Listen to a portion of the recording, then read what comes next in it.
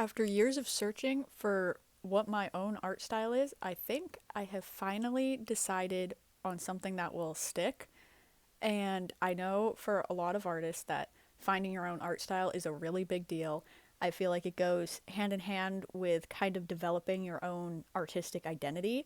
So I have a few tips from my own experience of how I found my art style, and hopefully they can help you find yours. My first tip is to just trial and error.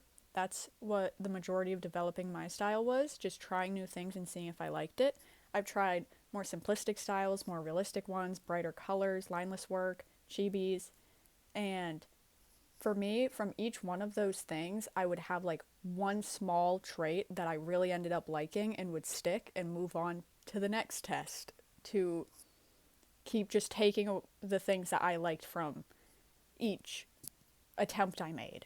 For me, some of those little things that I feel like might not be super noticeable on their own, but are definitely a big part of my style and have not changed in years, are like the white pupils that I do. I and the fact that I don't really like to do simplistic noses like a single line or a dot. The next thing I have is knowing the traits that I wanted based on my inspirations. I think a big part of developing your own style is actually knowing what you want, and that's really hard. I know it is. I mean, I've gone back and forth between, oh, I want a cartoony style, oh, I want a semi realistic one. But when I looked at my inspirations, especially my beginning ones, which were like Attack on Titan and a lot of fan artists within that fandom, I knew that I really liked the semi realistic anime style that didn't use dots for noses and had like different facial features, different eye shapes, different height, because I liked the variety and kind of the fact that it was more realistic. So I always made sure to stick with that and just stylize it differently. But really analyzing what you like about inspirations can help you make conscious decisions on what to include in your own style when you're like referencing them.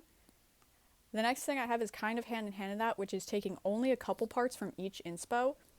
I don't think copying an art style is the end of the world, but if you're trying to develop your own style, I think it's counterproductive.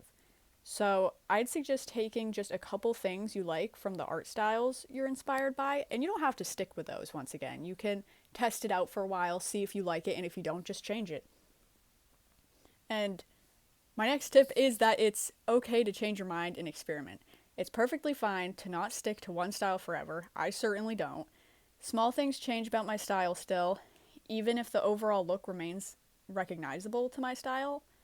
But I also have different styles for different things. Like my traditional painting versus my digital art are completely different. And the way I draw my stickers and like merch items are also different from how I would draw like an illustration of a like original character or a full piece of fan art. One of the things that helped me the most is my ability to get obsessed with a single character. So, drawing something you've drawn a lot, like 100 times, but without a reference. That way, you don't have to refer back to the design. You're not focused on the character design. You're just focused on making your own choices of how you want to depict certain features. I don't think you should get hung up on anatomy or making things perfect when doing this.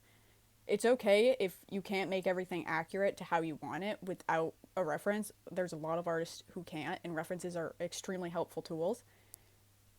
But this is just an exercise, and I think that it can be really good for practicing making your own choices without only referring to someone else's.